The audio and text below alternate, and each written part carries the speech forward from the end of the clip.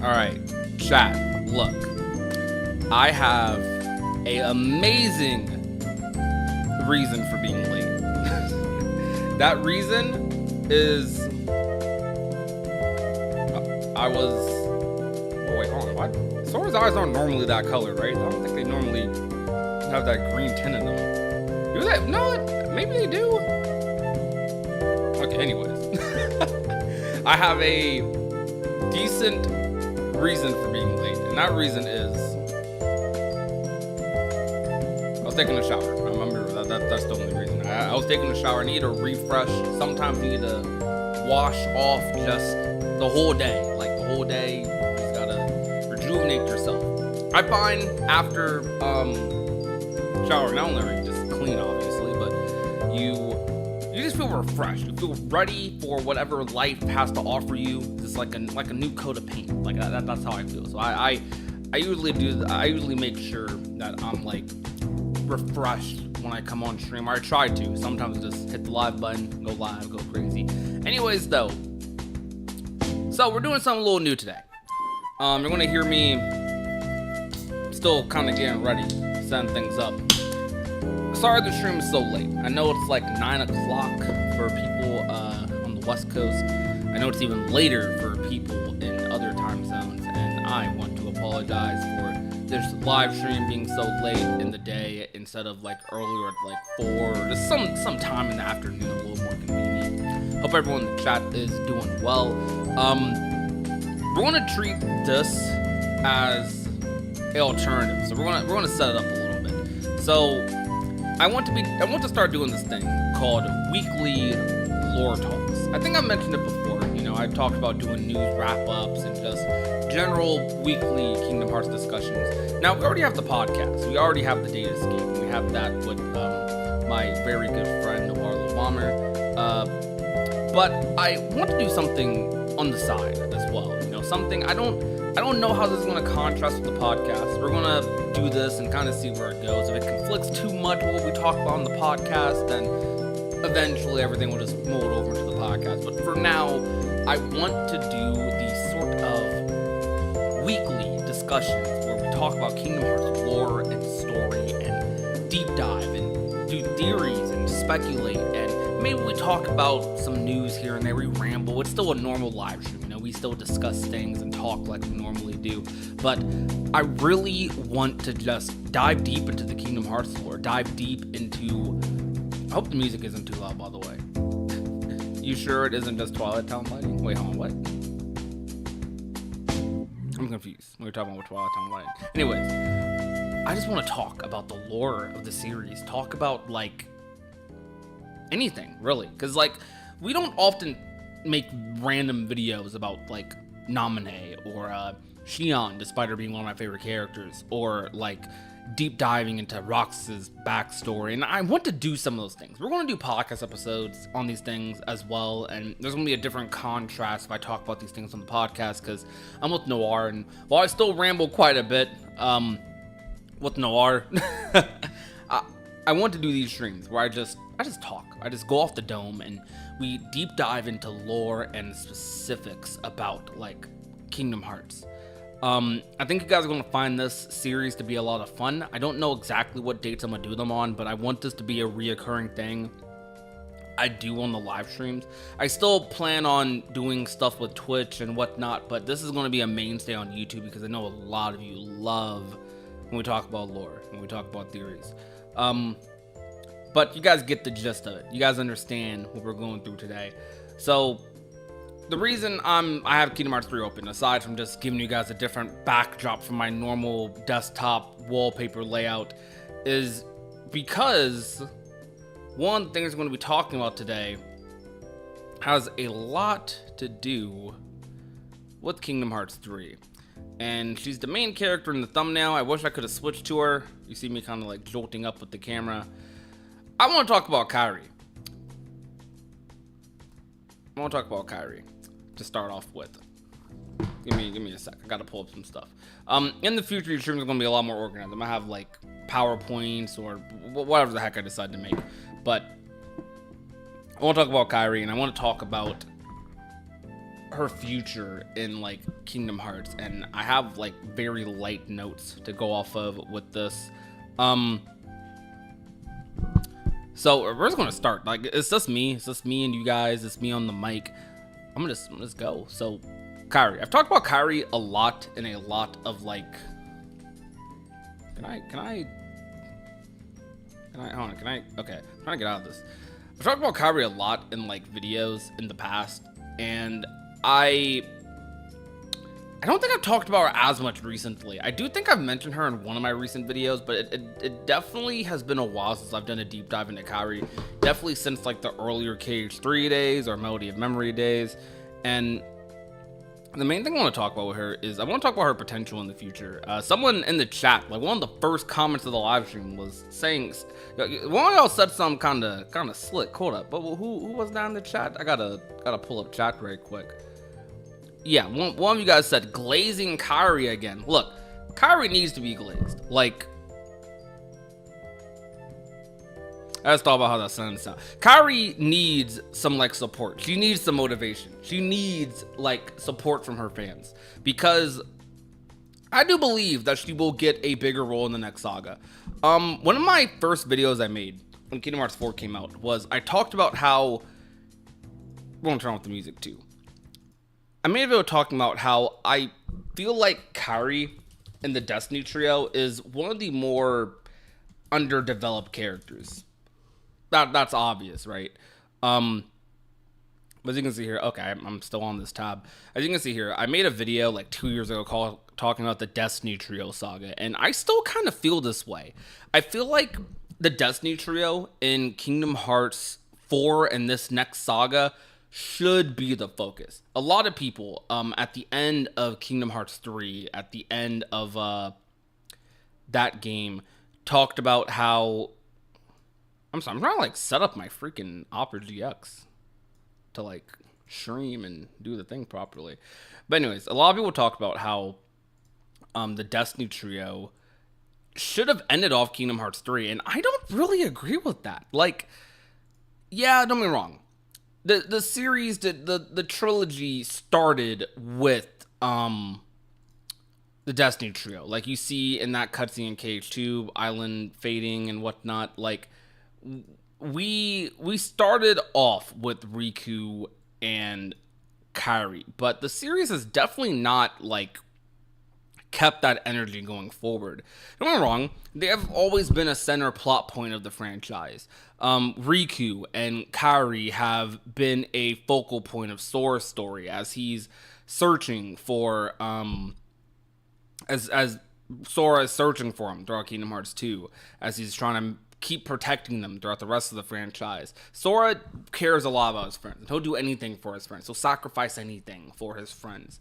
But above all of that, the people who were with him from the beginning, as I say in this video, were Donald and Goofy. Like, this scene right here in KH3 is one of the most impactful scenes to me in the game. It's so small. It's so like, no, a lot of people who like don't obsess over this franchise might not get it. It's very easy to overlook, but such a small thing that I loved so much about KH3.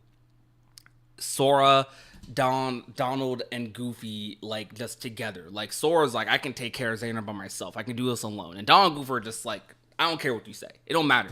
We're walking forward with you. This is hype. This is so iconic. I know it's Goofy. It's Donald and Goofy, literally. Like, I get it. But this scene was peak.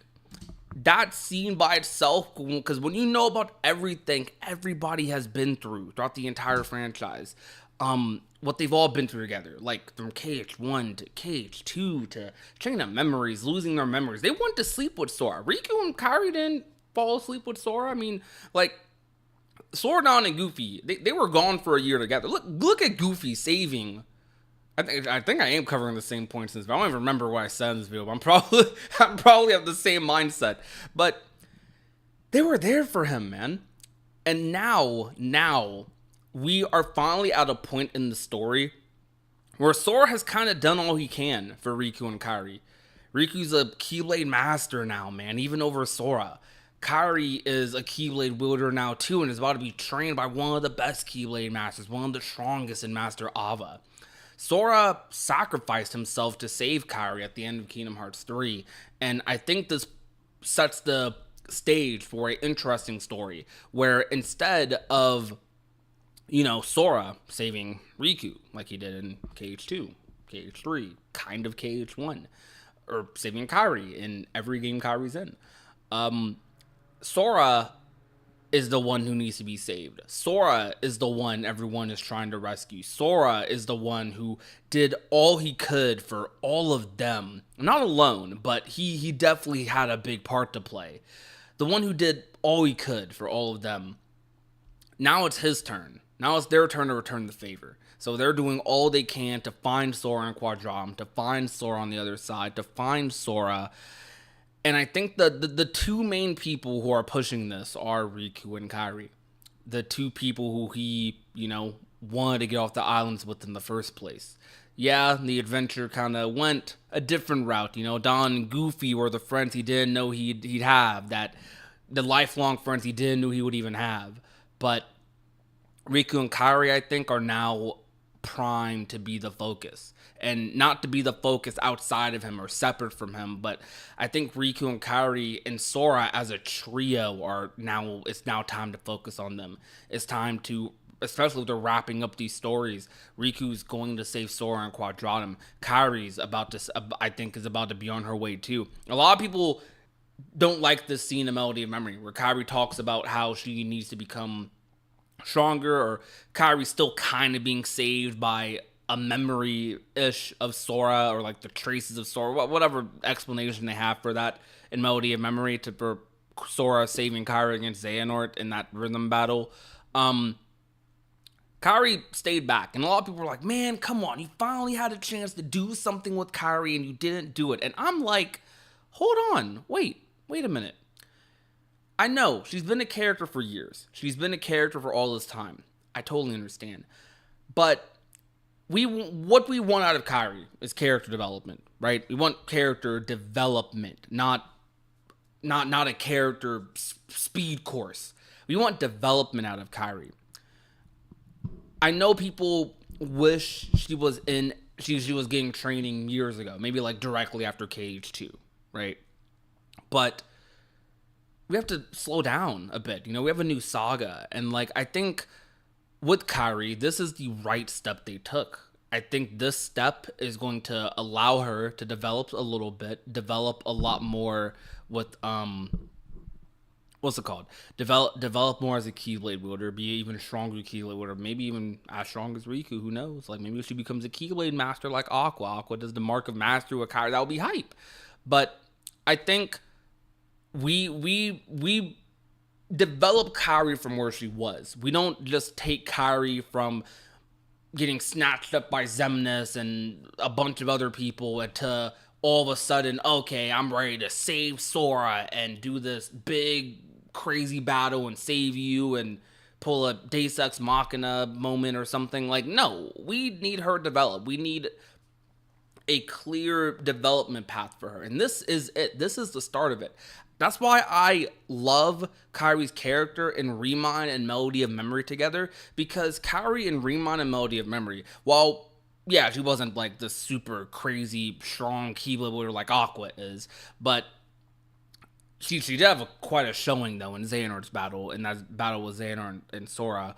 But she showed development. She showed growth. Even though she wanted to go with Riku, she knew she didn't need to. She knew she needed to train more. And she says right here, when she does get ready, she'll be right there next to him and Sora. And I think that's the story. This right here is the story. When she's done training with Aqua, she'll be right there next to him. Who knows how long it's going to take? Riku and Quadratum, Sora and Quadratum.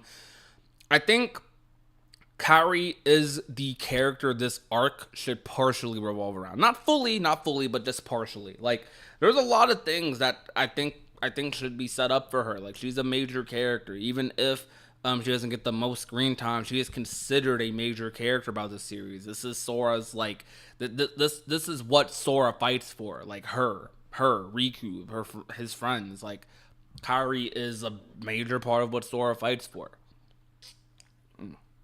Anyways, let me read some of your comments about that.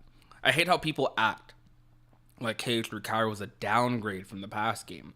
Meanwhile, in KH1, she was an empty body for 95% of the game. And in KH2, she was kidnapped for the entire game. These are fair points. I do think, and I don't want to like just put down anyone's opinions on Kairi, because if you like Kairi more in KH2, that's fine. If you like Kairi more in KH1, that's fine.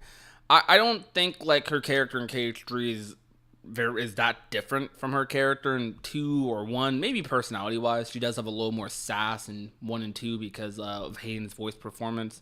But I think Kairi in KH3 makes sense considering how much screen time she's gotten.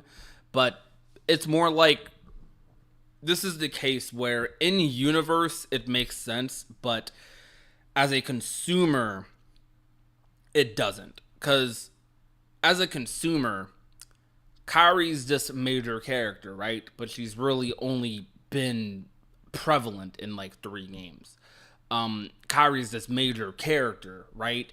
But it's been like 20 years and she's still a damsel in distress. So it's like people are thinking a lot less, okay, what's going on in Saga, in universe. It's more like Kairi, this series has been going on so long, Kairi should be not a damsel in distress. Like, I was 5 years old when I played the first Kingdom Hearts game, and now I'm freaking 22, and she's still, like, getting snatched up by the organization. Like, what is this? Is this progression? Even though in KH3, she does develop more maturity, and that's how I feel about Kairi. That's why I feel like Allison Stoner does a good job at.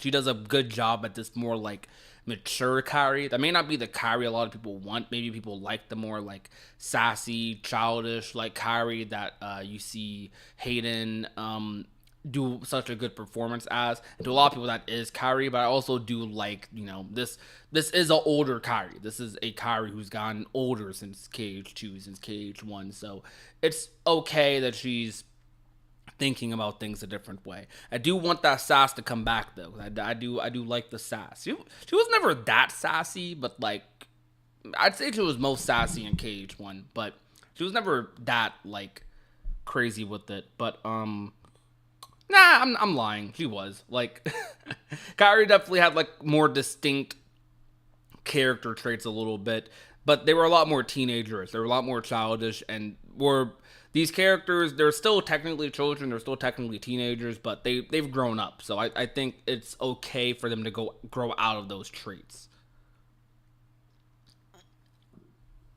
That's how I think of it, though. But that might be like an overly simple way of thinking about it, or overly deep way of thinking about it. When they battled Xehanort, Sora accepted her help without hesitation. True.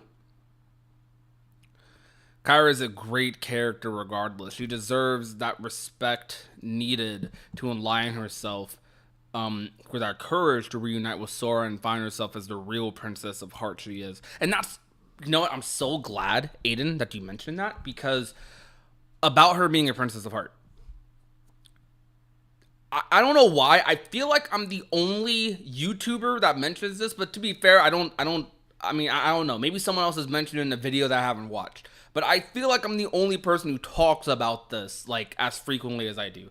Kairi, guys, is the only princess of heart who's a Keylewooder. Now, you're like, duh, I mean, yeah. But then you think deeper about it, and you're like, wait, yeah. The only princess of hearts is Keylewooder. What does being a princess of heart mean?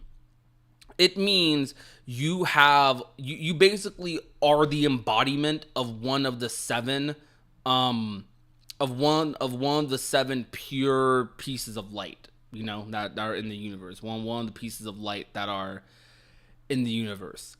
One of the pure lights, essentially. So Kairi is a pure light. She has no darkness in her.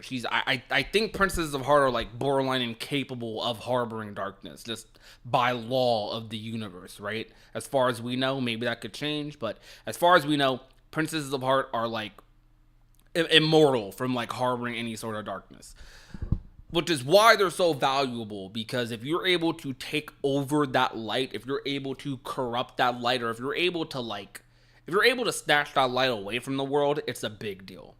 I feel like being a pure-hearted Keyblade wielder, should that not give you the potential to just be like super strong? Because Princesses of Heart have a lot of power outside of being a Keyblade wielder. Like, remember in Kingdom Hearts 1, I don't know if you guys remember that scene in Kingdom Hearts 1 when you talk to the princesses after, like, you know, the battle of Maleficent and whatnot. They say that they're using their light to hold back the darkness in that world, to hold back the darkness seeping out of the keyholes. And they're using their power, their manifestation of power to do that. Kairi's a Keyblade wielder, so not only is she able to use the light in her heart to save someone like Sora multiple times, or just be a beacon of light, but she's also able to wield that light as a weapon. Think about if she's able to combine the two. The power of light that you have with the Keyblade and the power of light that she just naturally connects with as a Princess of Heart. I feel like I'm basically saying Kairi could have some like Gohan type stuff, like that lay-in potential type thing Gohan has in Dragon Ball. That could be Kairi because she's a Princess of Heart. Like, y'all follow me about that? How do you guys feel in chat? Type to me. I'm gonna turn the music back on for a bit. I just need to turn the music off because, I don't know, sometimes, depending on what music I play, it's kind of hard to talk over it. I need to update my music playlist. I've been playing the same songs from this playlist for years. The reason I play this specific playlist is because I know this playlist is uncopyrighted. There's a bunch of songs that are uncopyrighted I could use, but I'm just using these ones because I just haven't updated this one. It's like it's a very, very old like MP3 player on Windows that I'm able to just directly play music from instead of like potentially dealing with ads from YouTube or whatever.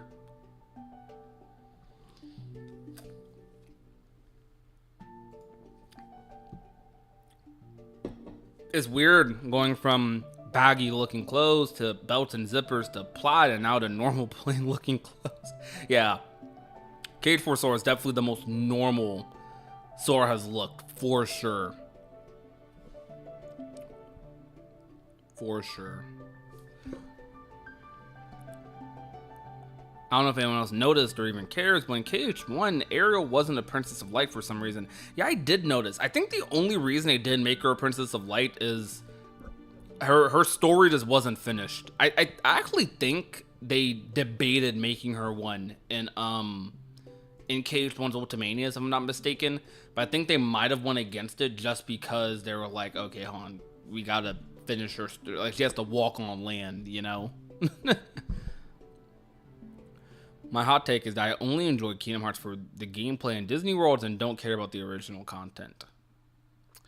That is a hot take nowadays, but I feel like it's only a hot take in the community and not among casuals. Cause like, I don't know. Okay, people who only want Final Fantasy Worlds, I think, are a little wild. Cause don't get me wrong, Final Fantasy's cool. I like Final Fantasy and Kingdom Hearts, but I do not want only Final Fantasy Worlds. I don't even want original and Final Fantasy Worlds only. I personally think Disney is like one of the most interesting aspects of Kingdom Hearts. The fact that Dawn and Goofy are next to Sora is intriguing. It's different. It's awesome. The fact that Sora, Dawn, and Goofy can go visit freaking Moana and Kanto and Star Wars and Tron potentially in the same game is cool and intriguing and awesome. The fact that he can go to Twilight Town, Traverse Town, then freaking 2 seconds later go to Townless River and do some early 1900s like Disney shorts is freaking awesome. The fact that he can hang out with Jack Sparrow and then right after that go fight like the organization in like a battle to like the death for the universe is freaking awesome. I love, like, Kingdom Hearts is so goofy when you like describe what's happening out loud. That goes away that when you only take away Disney. Don't get me wrong, I want Final Fantasy Worlds. Like I'm okay with Final Fantasy Worlds. I want them in the game because I think like people should be allowed to have them, you know, like have them in the game, but don't only do Final Fantasy. Don't only do Final Fantasy. That's I think that's like a little wild. Like it's interesting. Play a Final Fantasy game to get Final Fantasy Worlds. Have you ever thought of playing Final Fantasy 13 Trilogy to learn about the Fabula Nova Crystallis lore and prep for the future of Kingdom Hearts? I haven't, but I am doing something interesting starting next month. Next month, I'm going to be doing a Final Fantasy marathon. I know marathons are kind of cursed here. We've had one successful marathon. We did the Kingdom Hearts Steam Marathon. That was extremely successful. Thank you guys so much for coming out and supporting that. And then we did the we tried to do a subathon like in September. Complete failure. I couldn't do it, and it was because of multiple reasons. Just things didn't line up at all. One, I started the subathon like halfway into September. Like actually not even halfway. I think I started like towards the end of September. So a lot of people on YouTube for don't know what a sub means. Like if I ask half of you in chat what's a sub, you're gonna say the subscribe button, right?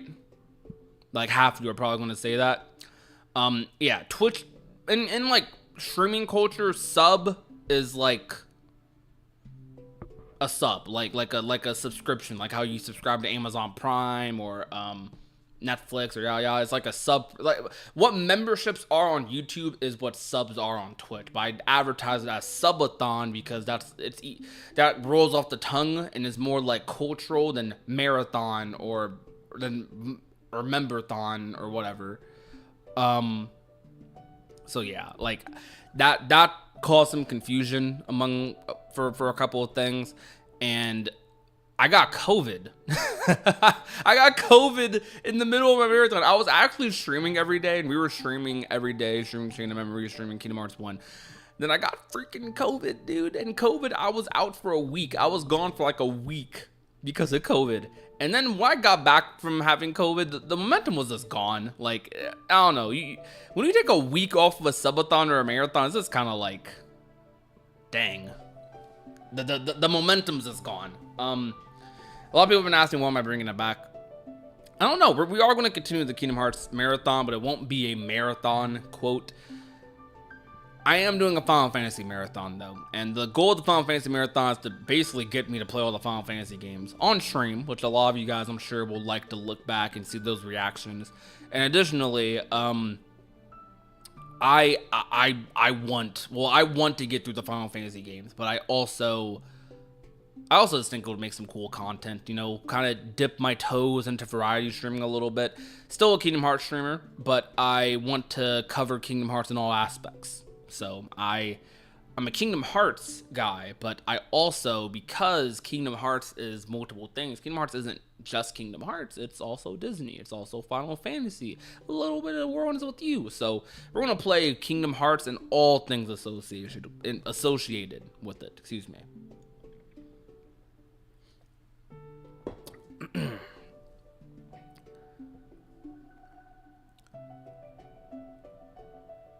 If Riku is Sora's Dream Eater, then it's logical Kairi is his Chirithy. Metaphorically, I mean.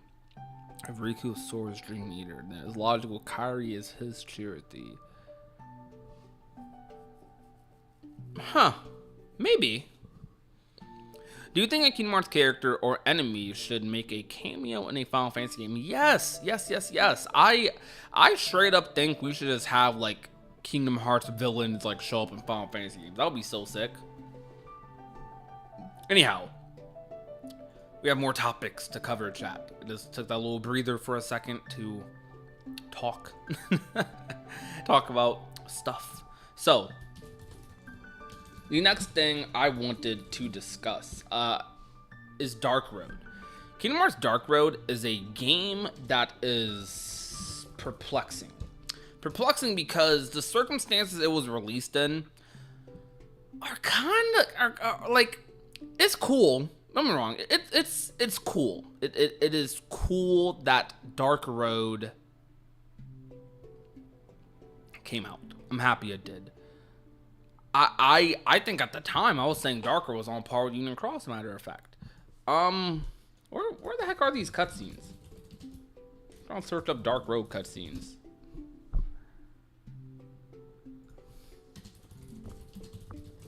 Okay, but Dark Road was released in a kind of weird predicament. I feel like Dark Road is an amazing story, but you can obviously tell it's rushed. Like the way people will say KH3 is rushed, I don't. Whatever your take is on that, you can have it. But Dark Road is actually rushed, and like it is obvious in certain instances, because like Union Cross actually went out of its way to flesh out quite a few different characters. But like Dark Road has so many things that just are not dived into deeper, and maybe they dive deeper into some of these things in Kingdom Hearts Missing Link, but I think it's very odd that like Odin, we know Master Odin is one of the next wielders, or one is at least the next wielder we know of after Lushu, or maybe Brain, I don't know, that has that Keyblade. So whoever has it in Missing Link, Odin's next. So like, I think it's very fascinating that like Odin exists and isn't explored. Like, why is Odin not explored? Odin was set up to be a major. You saw how much Lushu got dived deep into. Like, we know a lot about Lushu and Xigbar, and we could know even more. But like that is a pretty in-depth character right there, right? Lushu, Xigbar, freaking Raggy, Braig, like all these different iterations. Master of Masters, like we don't know that much about the Master of Masters, but there's a lot we can say about the Master of Masters. What really is there to say about Master Odin? Well, you're gonna hear me talk a little bit about him. There's a lot to say about how there's not a lot to say about him. He is very mysterious. He is a very intriguing character because he doesn't fully seem like a good character. Like, he seems tainted a little bit, and I'm gonna try to find the cutscene that like makes me feel this way a little bit. I mean, well, for starters, freaking look here, bro. Like, Master Odin like holds him down, and then like pulls out of the darkness, and then Xehanort literally just kills him. Like, Xehanort doesn't just destroy the darkness. Xehanort literally just kills the host. He literally just kills Baldur, dude.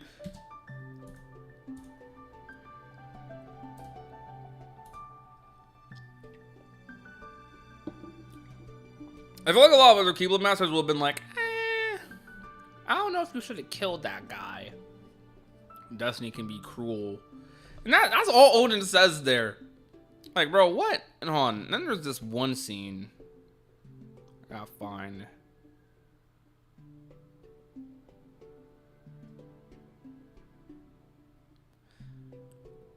There's a scene where you see... Is it this one? No, it's not this one. You see Odin in the Dark World. No, there's this conversation Odin has. Is it earlier on? Yeah, it's this one. What channel am I watching? I think I'm on Everglow's channel. Yeah, I'm looking at all cutscenes on Everglow's channel. Oh, let's play this. So like, this scene is weird. This is one of the weirdest cutscenes in Dark Road, because like these are two characters we know nothing about. Like, I don't remember this other character's name. I'm gonna be real. One of the few like black Keyblade wielders in Kingdom Hearts, I'm pretty sure, and I don't even know his name. Oh, what did he say? My bad. This was one of the upperclassmen, by the way. Darkness like no other may soon be upon us. Is it just Odin talking about darkness? I'm pretty sure. Yeah, I love Dark Road.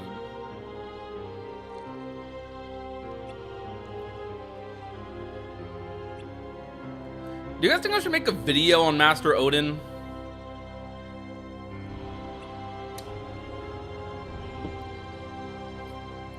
The oob of Kingdom Hearts? What?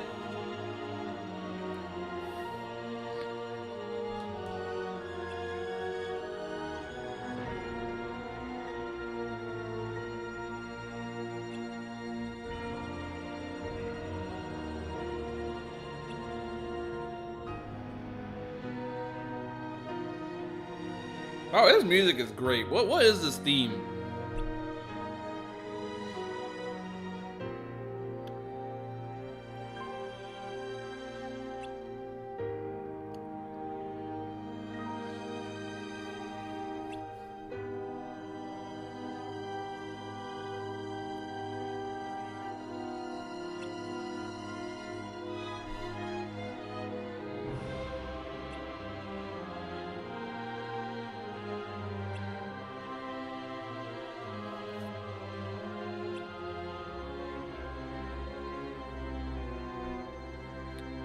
I think Odin is the master of masters. I would not say all that.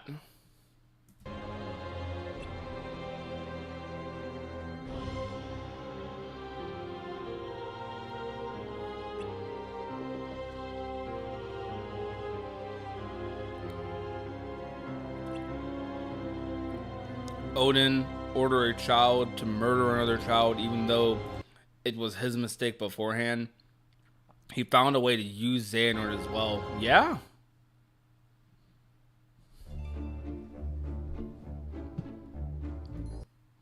I don't know. Odin's sus. Odin is sus, bro.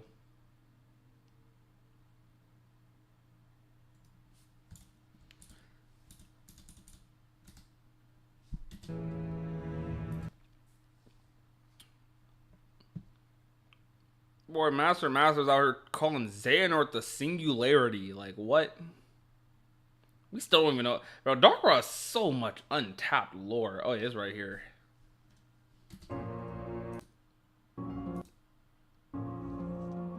I think here, yeah, Xehanort and Ericus nearly die in like the void between worlds. And you see darkness there, like walking up, but then you see a light. I think Odin's the one who saves them here, right? But you see darkness right behind him, like watching. So only you remain.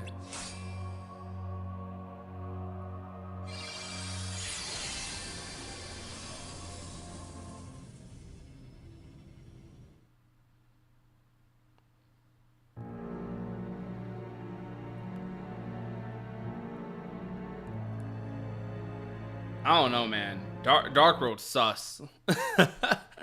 That time Kingdom Hearts casually murders 12 kids. Yeah, dude, Dark Road was killing folks. Like, hold up, look at this.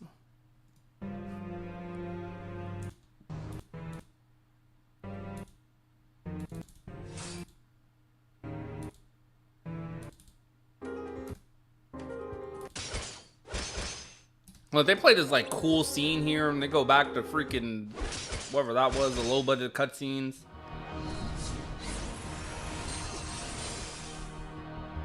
This was kind of raw though. Hold up.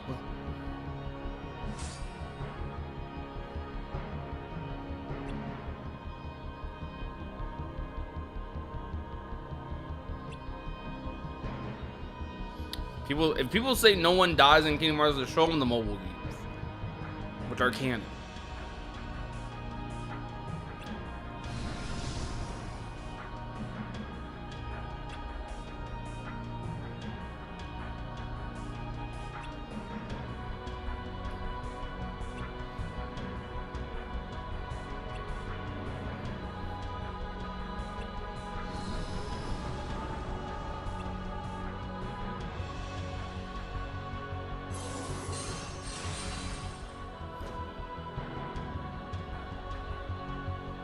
This wasn't the plan.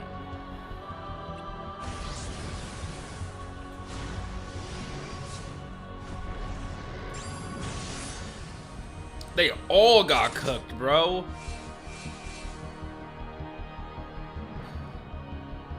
Kingdom Hearts devs are crazy because homies just get clapped and then just fade. Yo, I remember reacting to this. Boulder was freaking counting. He was counting the bodies, dude. Like, what in the world? He said, hold up, bro. He said 8, 9, 10. Homie was counting bodies.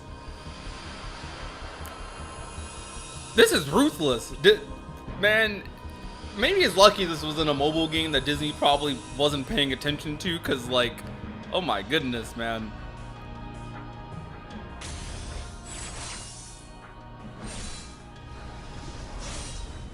No, she got destroyed, bro. Like, what was she doing? She got hit with that reprisal. 11 bodies. Remember when people thought this was Kairi's grandma, by the way? Y'all remember that?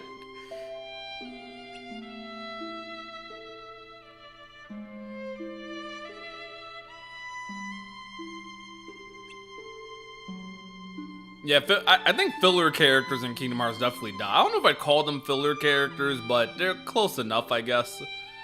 Kingdom Hearts doesn't have any real filler characters.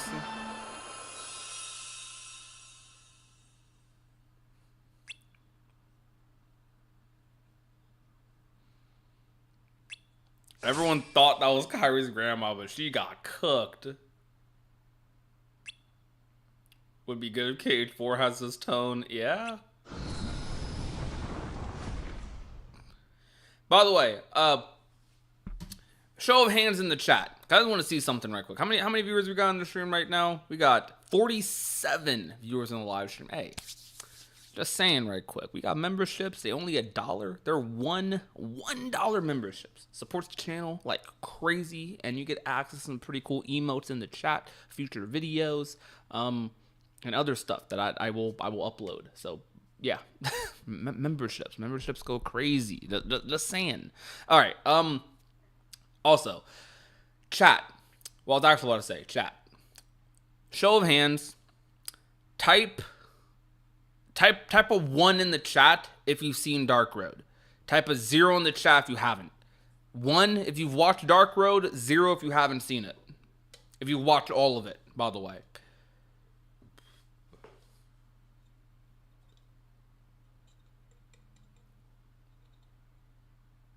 Made a Reddit post ages ago predicting Zigbar being from the age of fairy tales. Never thought it'd be Lushu though. That's a crazy prediction, not gonna lie. Okay, good amount of 1s. 0.5. We got some hardcore KH fans in the chat. I think if you watch the mobile games, you can consider yourself a hardcore KH fan. Straight up. If you haven't seen the mobile games, you could still be considered hardcore. But like, you know. 0, we've seen some of it. 3 played. A. Dark Road's the best lore-wise. I don't know if I'd say the best, but it's... I don't know. I can never give the mobile games the title of the best out of principle. These games don't deserve to be the best because they're mobile games. That sounds terrible, but they don't deserve to be the best because of what they are. Because these games are mobile titles. Gotcha mobile titles. I cannot sit here and be like, these games, hey, the mobile games have the best story in the franchise. You know, that's a good, these gotcha games got the best story. Like, I sound crazy. I sound like some conspiracy theorist. So as much as I want to give it these, like, accolades, it's hard to. So I always just say one of the best, because it is one of the best. Like, Union Cross, if Union Cross was, like, a 3D Kingdom Hearts game with some voice acting, it might have the best ending in the series. Legit. It might have the... Well, okay. Second best next to KH2. But, like, it might have one of the best endings in the series. Is KH2 my favorite? I don't know. 3 was my favorite for a long time. Then I reverted back to 2. I feel like I still like KH3's ending a lot. I know a lot of people are like, KH3 ending. I hate it. I love it. There's so much mix with it. What have you KH3 endings? KH3's ending is quite literally the opposite of Kingdom Hearts 2's. Like, in a good way, but also bad. What I mean by this is, so like, hear me out, right? KH2's ending. Sora, Riku, Kairi get back together. This series, you know, if the series had a point for an ending, it would be here. Series could have ended here. It shouldn't have. I'm glad it didn't, but it could. It could. There's a lot of loose ends, for sure. There's a lot of mysteries, a lot more you could dive deeper into, but the series could end here, and these characters, regardless of all the other mysteries, could have a happy ending. The main characters, Sora, Riku, Kairi, Donald, Goofy, Mickey. But people misinterpret this, to me, at least. I don't know about misinterpret, but I don't personally like this message. I think Roxas is here smiling, right? Naminé is here smiling. To me, I don't take this as they're happy to be inside Sora and Riku. I take this as they're okay with it. Remember what Roxas said in Dream Drop? You make a good other. Does he say that in Dream Drop, or was that KH2? One of those games. I'm sorry, I'm a fake KH fan. Roxas said that line Roxas says to Sora in Kingdom Hearts is how I take this. Roxas, if Roxas had a choice, he wouldn't do this. He wouldn't. Not if he could make that choice without, like, you know, destroying Sora in the process. Same with Naminé. So my interpretation is everyone in Kingdom Hearts 2 got a happy. Well, in Kingdom Hearts 2, Sora, the Destiny Trio, and what I'm gonna call the Trinity Trio, and Sora, Donald, and Goofy got a happy ending. The villains, the organization members, we don't know what happens to them. Maybe they return. Probably, possibly, you know. Axel, no. Axel kind of, his nobody died, right? We don't know what happens with those characters. We don't. And there wasn't really an intention to end the series here either. But Nomura, the first couple Kingdom Hearts games, Nomura wrote the stories as if they could have ended there because he didn't know how popular Kingdom Hearts would be. So with Kingdom Hearts 1, he had no idea if Kingdom Hearts 1 was going to blow up. It did, and he was like, okay, I think I'm going to be able to make it Kingdom Hearts 2, but I don't know if I am. So let's leave some loose ends, but also wrap it up. KH2 is the same idea. Let's leave some loose ends, but also wrap it up.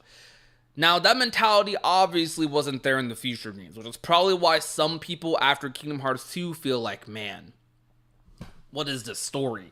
Because every game is basically a cliffhanger after Kingdom Hearts 2. Well, I don't say every game, but like Birth by Sleep is definitely a cliffhanger. Dream Drop is definitely a cliffhanger. Recoded, cliffhanger. Yeah, every game's a cliffhanger. Even KH3 is a cliffhanger.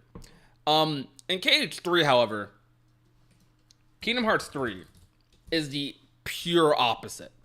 This is why I say they're opposite endings. In Kingdom Hearts 3's ending, is this really 10 minutes? Okay, they have the credits too. Kingdom Hearts 3's ending, I honestly don't think anyone's really happy. I mean, Sora and Goofy are like, they're happy to be back, right? Like, they're happy to finish everything.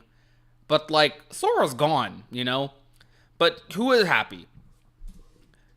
The Birth by Sleep trio, happy. They're back. They're here, you know? They're back.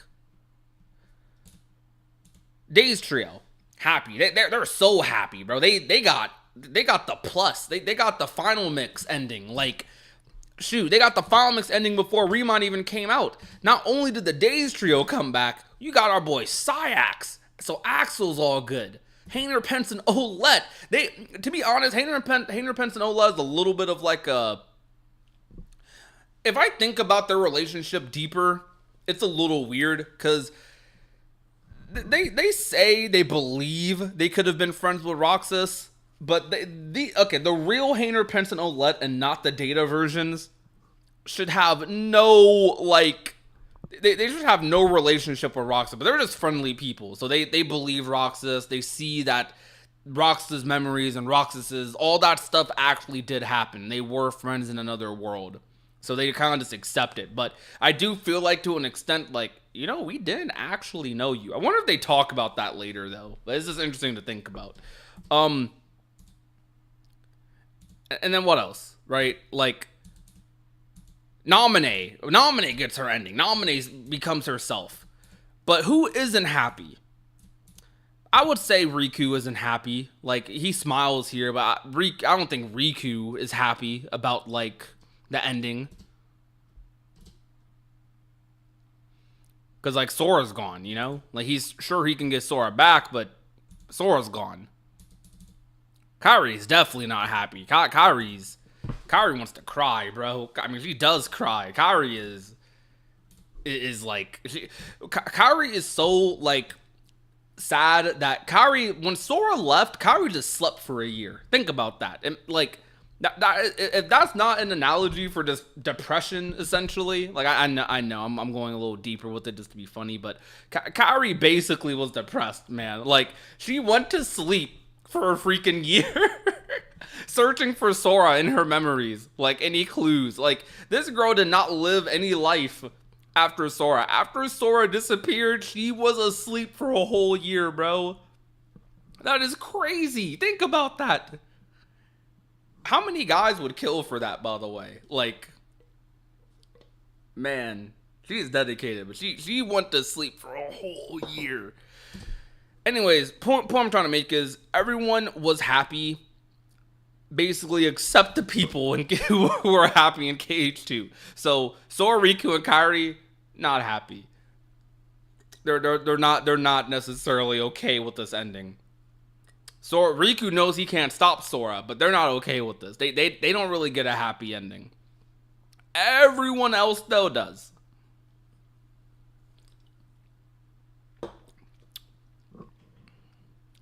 Took a year for Sora to beat Zora. We have no idea when that happened on the timeline, but maybe.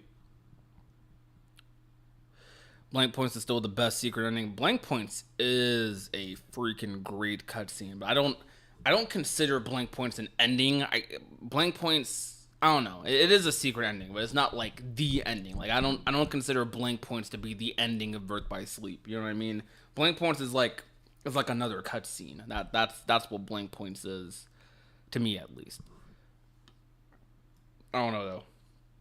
I don't know.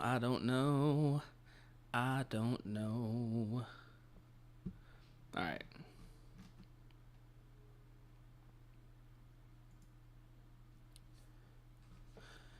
So, chat, this is the point of the live stream where ask me some questions. Hit me up with some questions, and we're going to end up the stream because I know it's very late. So I'm going to hit up a couple questions in the chat, lore questions. Do you guys enjoy this little lore talk? Me just rambling about Kingdom Hearts lore, preaching the gospel on Kingdom Hearts lore? I don't know what I'm saying. Did you guys enjoy? Are you guys enjoying this? Would you like to see more? Would you like more weekly lore talks? I want this to kind of contrast the podcast. You know, we got the Datascape, and we also have Prodigy's lore talks. I think that's going to be like a really nice little streaming schedule for the week. You know, it's especially going to be good because there's going to be weeks where we don't do a podcast episode. I want to do a podcast episode every week, but schedules don't always line up. You know, Noir is a very busy guy. I sometimes can be very busy as well. Like, it can be hard for me to pinpoint an exact time to do something. Like, I'm flexible but not flexible because it's like I'm very hard with specific times. You guys see how often I'm late to stream because, like, some days I gotta go do something. I gotta go out, grab groceries. Some days I do have like Smash tournaments I go to. Some days I get caught up playing Marvel Rivals with friends, and I forget that I have a podcast scheduled later, or sometimes maybe I'm out at a party, or I don't know, like family, random freaking events can happen. Some days I'm working, like, and not just YouTube, like actual work, but I don't know. Schedules basically can sometimes not align. So like, this is something that I know I can do, like talk for an hour or two, at some point, just at any point, like random points throughout the week I can do and talk about lore, yap your ears off about lore. I don't think we got to the Master of Masters today, did we?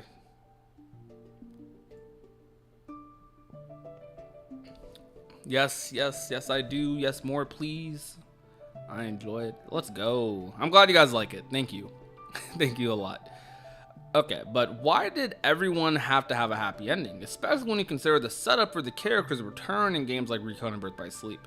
So, well, why did everyone have to have a happy ending? So are you like asking me, are you like asking me like, why did the Birth by Sleep trio or Days trio have to have a happy ending? Because you're saying Rico and BBS, like, what did you interpret out of those endings? 'Cause I would think those endings set up for their return. Do you think the opposite?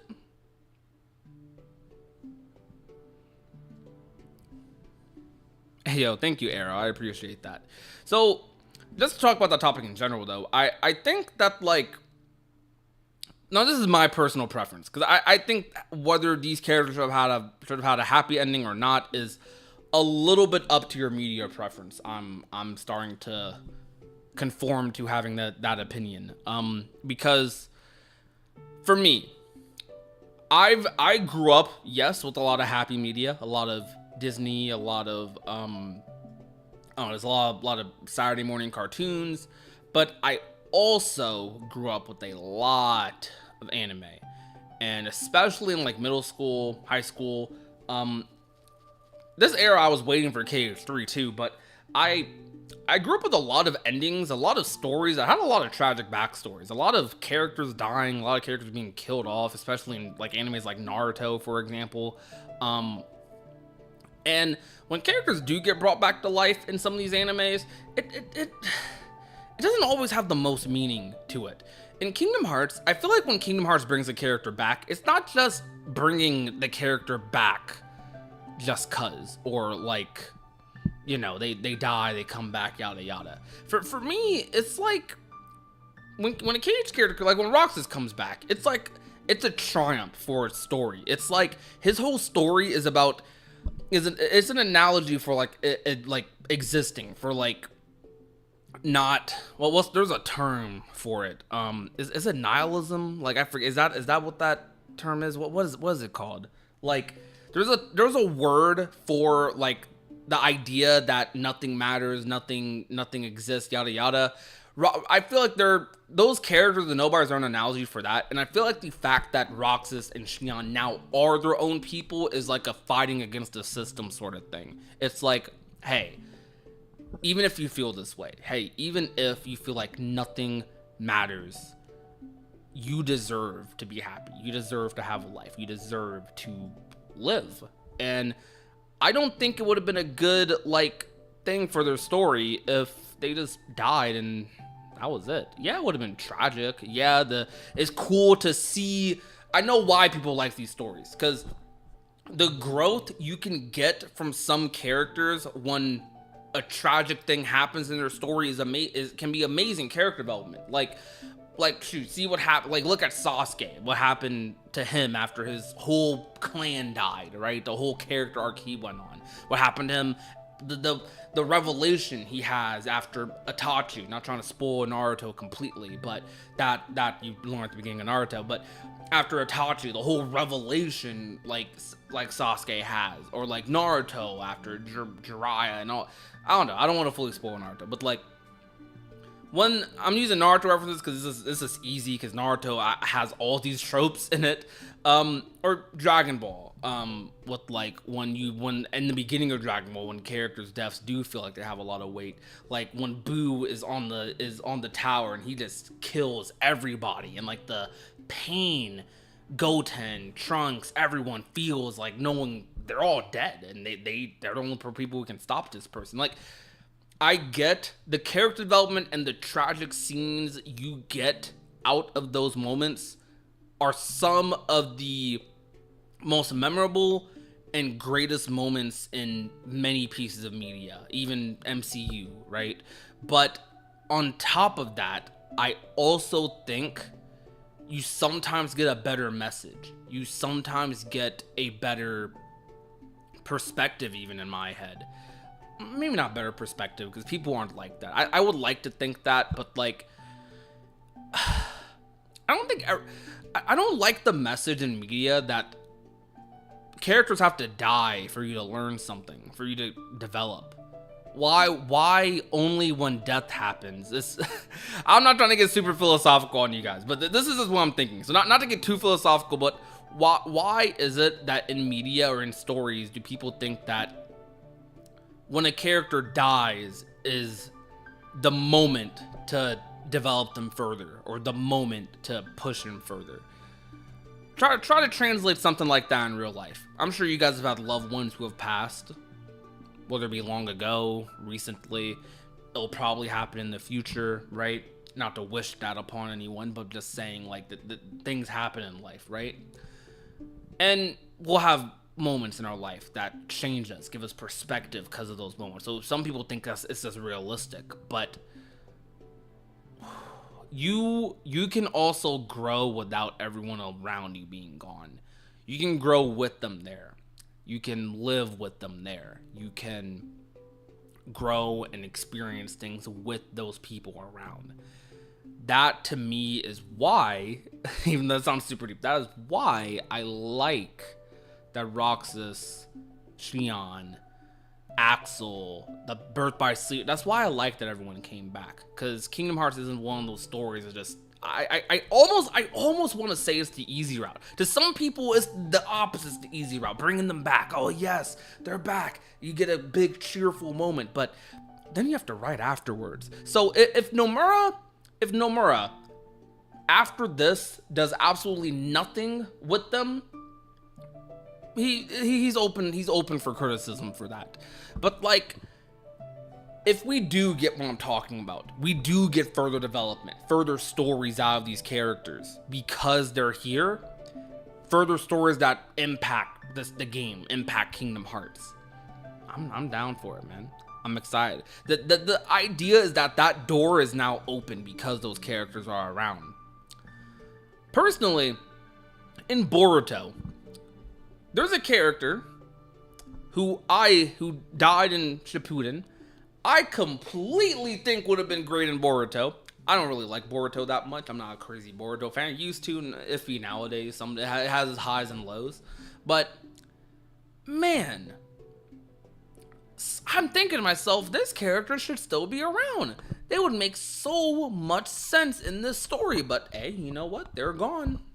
So we can't. They don't want to bring. They're not going to bring them back. So yeah, I agree. You don't have to lose someone in order to have character development. I'm happy. Happy or bittersweet. I'm fine either way. Just saying that if there's a plan / larger narrative, trust the process. My point is that Roxas' anomaly only existing through Sora and Kairi's bittersweet, but it's apparent that Nomura had plans for their return with things like blank points and the data ansem and etc. Yeah, I think that. So, reading the Ultimanias, Nomura showed a little reluctantness to bring them back, but that reluctantness mostly came in later years. Like, I think after Kingdom Hearts 2, he fully, the moment he started making Birth by Sleep, I think he fully intended to write a story that would eventually bring those characters back. But I think around, while he was actually writing KH3, he said he didn't know what to do, because as a writer, you explore all options. You explore as many options as you can. You're like, okay, what if they do die? What if they don't come back? What if that doesn't happen? But Nomura was like, you know what? Let's give him that moment. You know what though? Imagine, I don't know. Do you guys think KH3 would have been a better game if Roxas and Xion didn't return? I know it sounds crazy, but do you guys think it would have been a better game? I feel like it would have just lost a moment. You would have just replaced a happy moment with a sad one, I think. And I think the happy moment is going to be more memorable for people long term than the... I don't know. It's debatable. It is definitely debatable.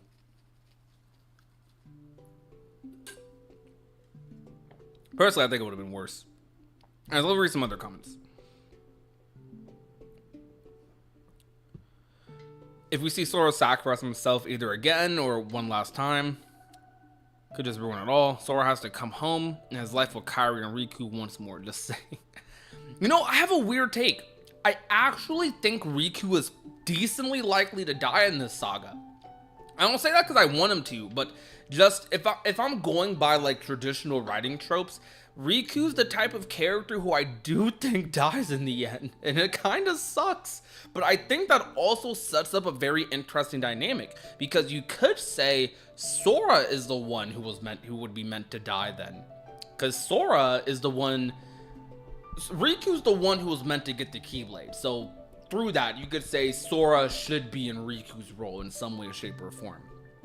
I think Riku is at risk in this saga. I think Riku is. I don't know, man. I don't know.